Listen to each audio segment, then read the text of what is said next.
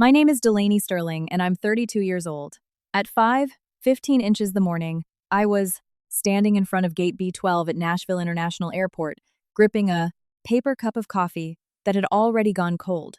Beside me stood my grandmother, Lenora, clutching the worn leather suitcase that had once belonged to my grandfather, Desmond, with both hands. The terminal was a blur of fluorescent white lights, overhead intercom, announcements, and half-asleep travelers dragging wheeled luggage.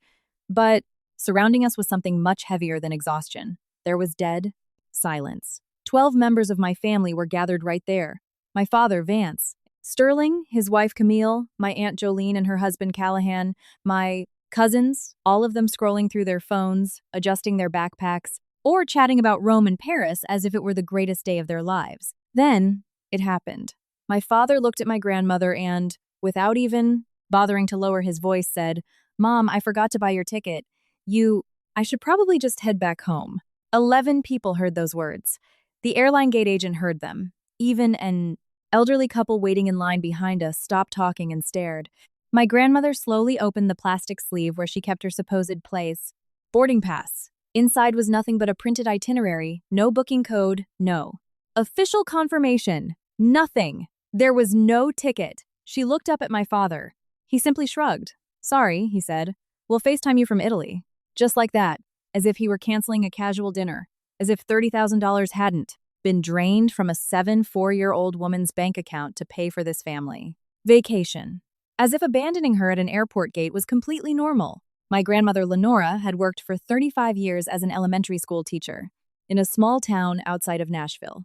After the passing of my grandfather, Desmond, she raised her 2 children, my father Vance and my Aunt Jolene, entirely on her own. She never remarried. She always joked that Desmond was the only man, stubborn enough to put up with her for a lifetime. She had lived in the same modest house since 1982, a simple home with a small front yard and an old wooden porch that was always lined with potted flowers. She was the kind of woman who saved and reused gift bags, ironed cloth napkins, and pinched every penny just in case of an emergency. But lately, things had changed. The porch railing was splintered and broken, the roof gutters hung sideways. The heating was barely ever turned on. Back in December, I had asked my father why Grandma seemed to be living on such a tight budget. He answered quickly, "Mom has just always been overly frugal."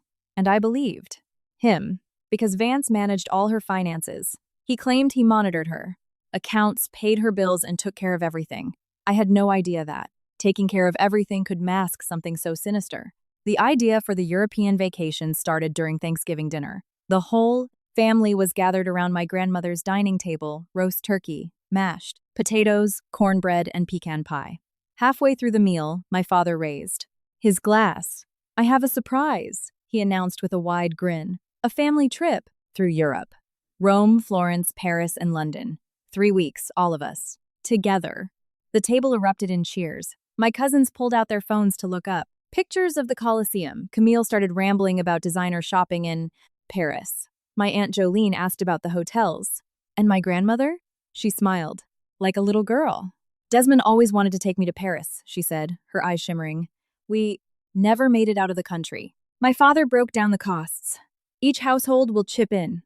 The whole thing will run about $65,000. Then he looked directly at Lenora. "Your share would be $30." I expected her to hesitate, but she didn't. "I'm 74 years old," she replied. "If not now, when?"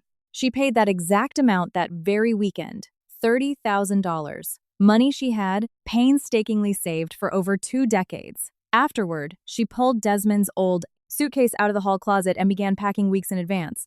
She carefully folded every blouse, packed her worn Bible, and even bought a bag of butterscotch hard candies for the flight. She was happy, genuinely glowing. And now she was standing at a departure gate holding a fake piece of paper, watching her entire family walk toward the TSA security checkpoint without a single backward glance. I looked down at my own boarding pass. Then I looked at my grandmother, and I tore my ticket right down the middle. My father spun around, furious. "What the hell are you doing?" I grabbed my grandmother's suitcase. "I'm taking her home." My Aunt Jolene let out an exasperated sigh. "Don't be so dramatic, Delaney." But the most venomous comment came from Camille. "Your grandmother wouldn't have even enjoyed the trip anyway. She can barely walk." That sentence pierced me deeper than my father's lie, because it was cruel. Pure, unfiltered cruelty. My grandmother didn't say a word as we walked to the parking garage. She just squeezed my hand, her fingers trembling. The bitter December air hit our faces as the automatic sliding doors closed behind us, and as I helped Lenora into the passenger seat. A horrifying realization hit me for the first time. This wasn't a mistake. He didn't forget.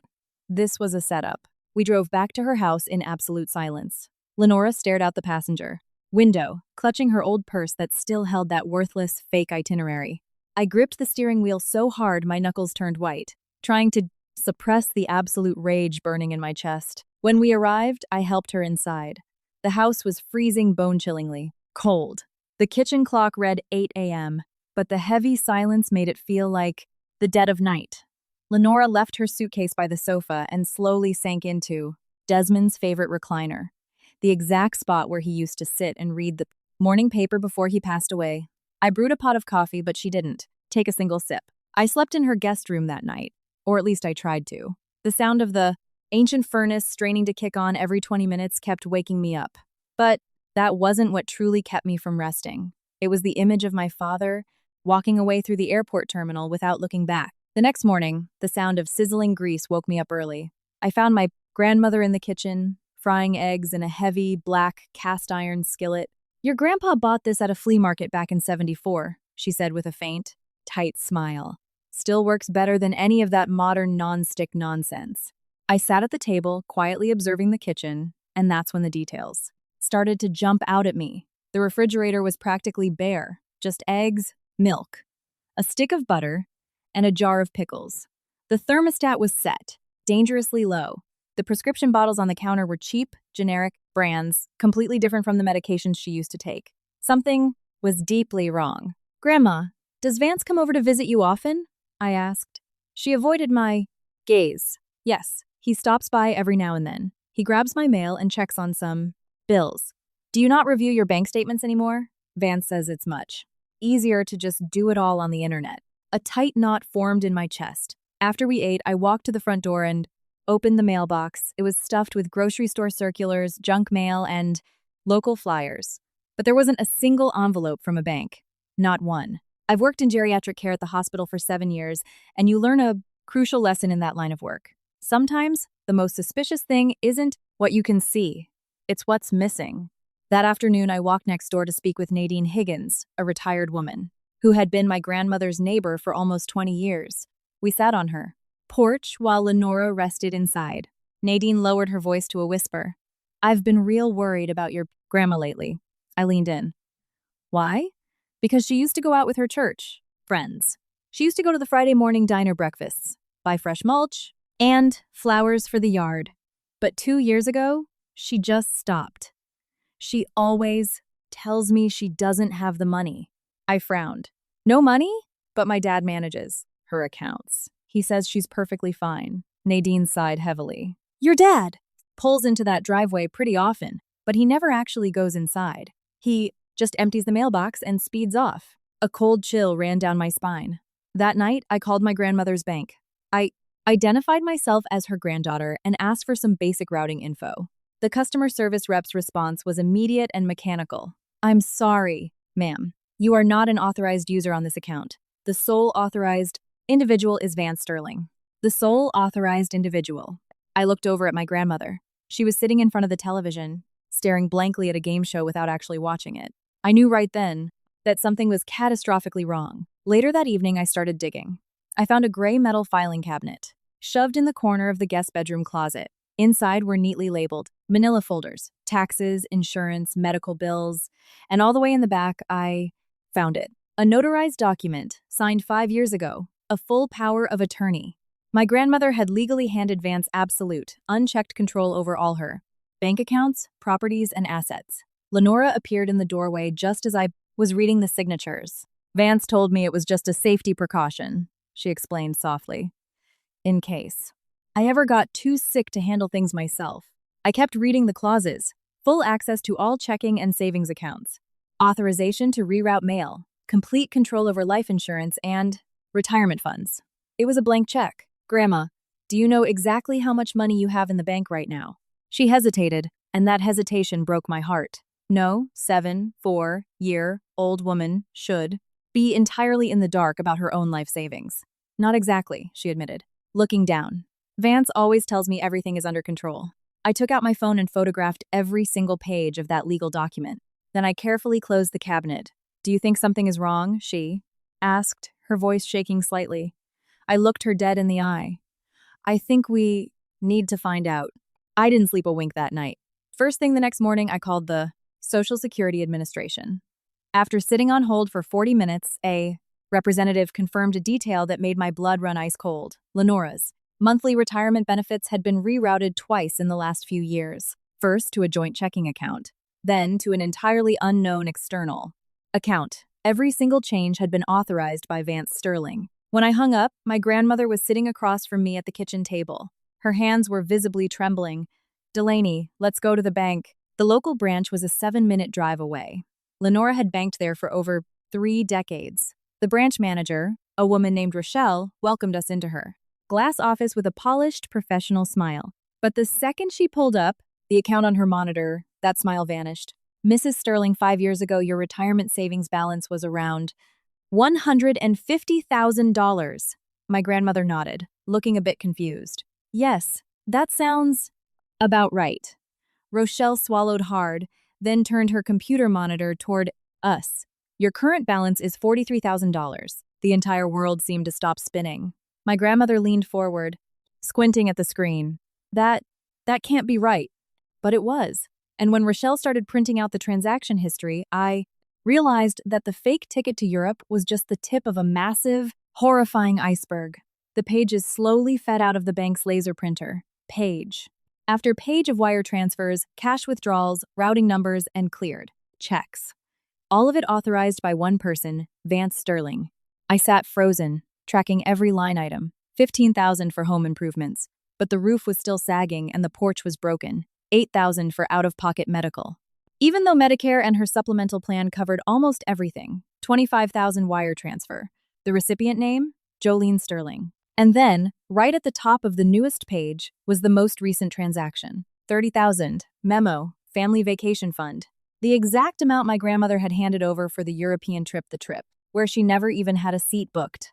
I looked at Lenora. She was holding the thick stack of bank statements with both hands shaking violently. She didn't cry. She didn't even speak. She just meticulously folded the papers in half and slid them into her purse, right next to the fake airline itinerary. It looked like she was burying 2 bodies in the same grave. The bank manager quietly asked if we wanted to file an immediate fraud report. I opened my mouth to say yes, but my grandmother cut me off. Not yet. Her voice was barely a whisper. We drove back to the house in total silence. When I parked the car in the driveway, Lenora stayed in the passenger seat for a long time, just staring through the windshield at the house she had lived in for 40 years. Then, she said something I will never ever forget. It took me 22 years of teaching to save that money. She slowly turned her head to look at me. 22 years, and he blew through it in 5. She hardly ate dinner that night. She locked herself in her bedroom and stayed in there for hours. I sat alone at the kitchen table, cross-referencing all the printed documents. The deeper I dug, the clearer the pattern became. My father hadn't made a mistake. He hadn't fallen on hard times. He had built a systematic pipeline to slowly bleed his own mother dry, without her ever noticing. Around 11 p.m., Lenora finally emerged from her room, wearing her blue fleece robe and her reading glasses. She sat down directly across from me, and for the first time since that morning at the airport, she looked me straight in the mama eyes. Help me fix this, honey. She didn't say destroy him. She didn't say make him suffer. She said fix it. Because even after having her heart ripped out, my grandmother was still a better human being than the rest of us combined.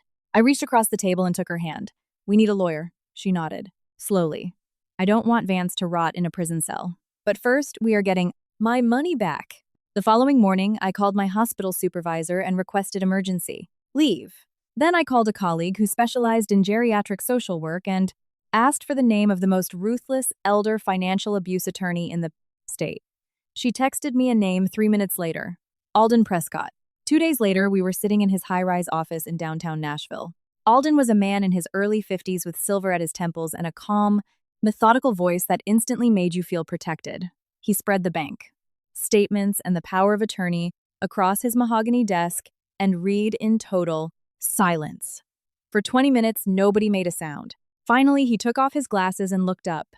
Mrs. Sterling, this is a textbook case of financial exploitation of a vulnerable adult. My grandmother looked down at her lap. Alden began listing our legal artillery. Instantly revoke the power of attorney. Freeze all assets and accounts. File A. Civil suit for the recovery of embezzled funds. Open a formal investigation through Adult Protective Services. But when he brought up the possibility of criminal grand theft charges, Lenora immediately shook her head. I don't want to destroy my son. Alden leaned forward, resting his forearms on the desk. With all due respect, Mrs. Sterling, he has already destroyed something. The only difference now is whether or not you let him take you down. With him. Those words hung heavy in the air. Over the next few days, we went into overdrive. Alden filed emergency injunctions with the county courthouse. The bank froze all of Vance's access, and for the first time in half a decade, Lenora's name was the only one that controlled her own life savings. And then the phone calls started. My father was still in Europe. The first text. Message came through from Venice. Mom, something weird is going on with debit cards. Call me ASAP. My grandmother looked at her phone screen, turned it on silent, and walked away. Then my Aunt Jolene called me. What is going on? Vance says someone locked the May. Bank accounts! Why don't you ask him? I replied. Silence. A long, suffocating, guilty silence. That same night, while my grandmother was finally getting some sleep, I booted up the old desktop computer in the home office. Years ago, Vance had set up a shared family email account to manage utility bills and reservations for the house. The browser was still logged in. I clicked on the sent folder and there I found the email that completely eradicated whatever love I had left for. My father. Subject. Flight details for Vance Sterling. 2. Jolene Sterling. I clicked it open, and the blood drained from my face. Don't buy a ticket for Mom. Tell her we're handling the booking on our end. She won't even notice the money is gone by the time we leave. I read the sentence 3 times. She won't even notice the money is gone. Further down the thread was the correspondence with the travel agency. 3. First-class tickets to Rome, fully paid for using Lenora's routing number. I took high-resolution photos of the screen. I forwarded the emails. I printed out every single page. And as the printer hummed in the dark, the brutal truth set in. He didn't forget her ticket at the counter. He never intended to bring her. This was the plan all along, to leave his 4-year-old mother stranded at Gate B12 while they drank expensive wine in Italy on her dime. The next morning, we dropped the file folder of printed emails onto Alden Prescott's desk. He skimmed the highlighted text, closed the folder, and leaned back in his leather chair. Well, this changes everything. My grandmother was sitting perfectly straight, her hands resting on her purse. She looked physically smaller than she had a month ago, but somehow, her presence was 10 times stronger. Alden took a deep breath. We are no longer just talking about financial mismanagement or breach of fiduciary duty. We are looking at premeditated, intentional fraud. Lenora closed her eyes for a few seconds. Then, she asked a question so utterly heartbreaking that I still get choked up thinking about it. How could I have been so blind? Neither of us answered right away, because the truth was simple and devastating. She didn't see it because it was her little boy. 3 days later, my father returned from Europe. With his stolen funds completely frozen, his 3-week luxury vacation had been abruptly cut short. His SUV pulled into my grandmother's driveway at exactly 2 p.m. He had a fresh Mediterranean tan, but his body language was erratic. He was panicking. He slammed the car door, practically jogged up the porch steps, and pushed through the front door like he owned the place. Mom, we need to talk about the bank right now. I was waiting for him in the hallway. Come on in, Dad. Vance stormed into the kitchen and froze dead in his tracks. The dining table was completely covered in meticulously organized binders, highlighted bank, statements, and copies of his emails. Right in the center lay the revoked power of attorney. And sitting at the head of the table, wearing a sharp suit, was Alden Prescott. All the color drained from my father's face. What is all this? Alden stood up, buttoning his jacket. Mr. Sterling, I am Alden Prescott, retained legal counsel for Mrs. Lenora Sterling. My father let out a high-pitched, nervous laugh. A lawyer? Mom, what is this? Nonsense. My grandmother walked out of the hallway holding a mug of tea. She didn't look frail anymore. She looked exhausted, but she was made of iron. Sit down, Vance. He slowly pulled out a chair and sat. For the first time in my entire life, I saw my father look small in front of his mother. Alden opened the main binder.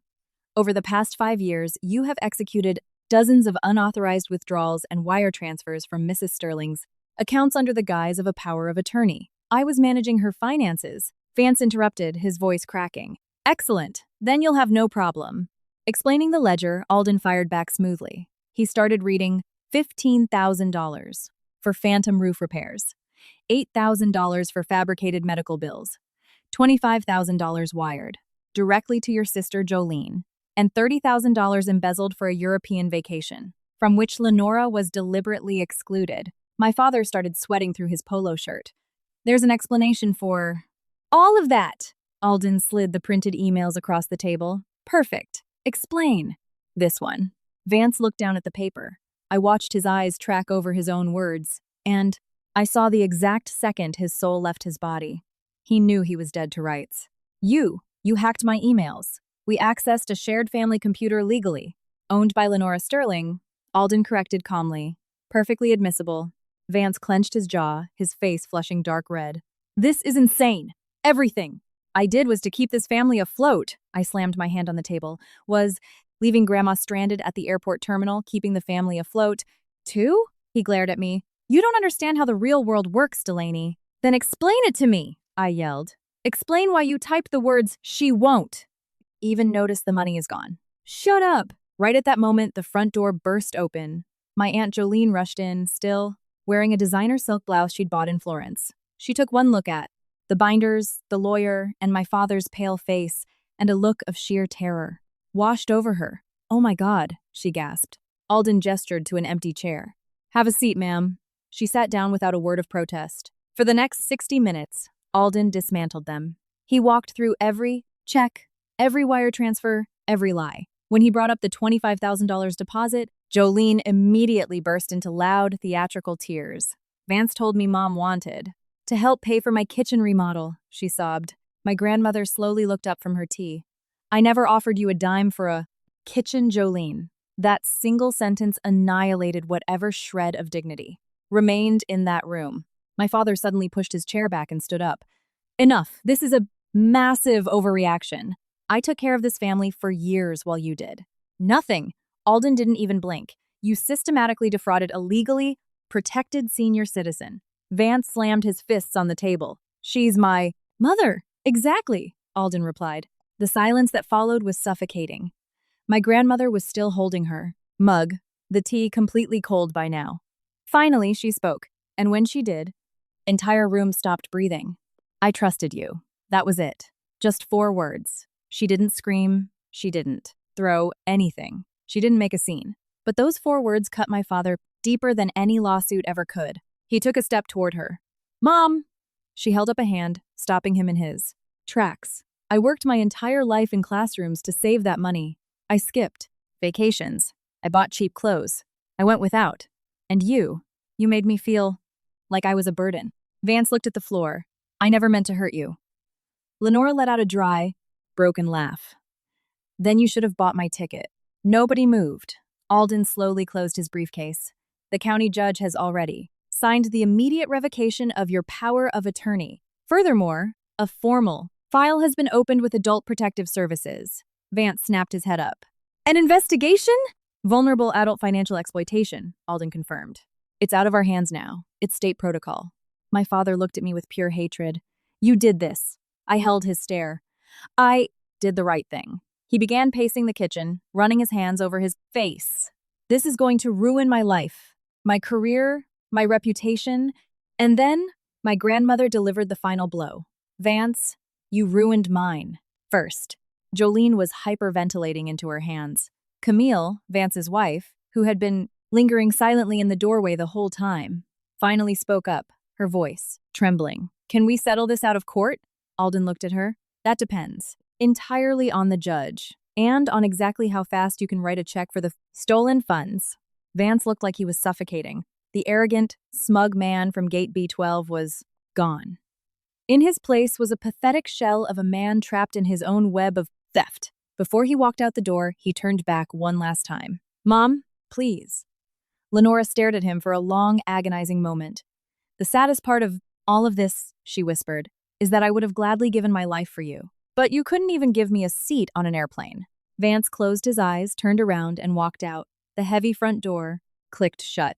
And for the first time in weeks, the house felt peaceful. My grandmother looked over at the old cast iron skillet resting on the stove. She took a deep breath, and though her eyes were filled with profound grief, there was no fear left in them. The next 2 months fundamentally changed our family tree. The civil case moved through the Tennessee courts much faster than my father had anticipated. The paper trail was bulletproof. The bank statements, the IP addresses, the emails, the fake itinerary, it all painted a crystal clear picture. Vance Sterling had used his mother as a personal ATM, and the judge had absolutely zero sympathy. The final settlement hearing took place on a rainy Tuesday in February. My grandmother wore a sharp navy blue suit and the pearl earrings Desmond had given her for their 20th anniversary. She looked composed, much calmer than my racing. Heartfelt. Vance walked in with Camille. The designer suits and the arrogant swagger were gone. He looked aged and exhausted.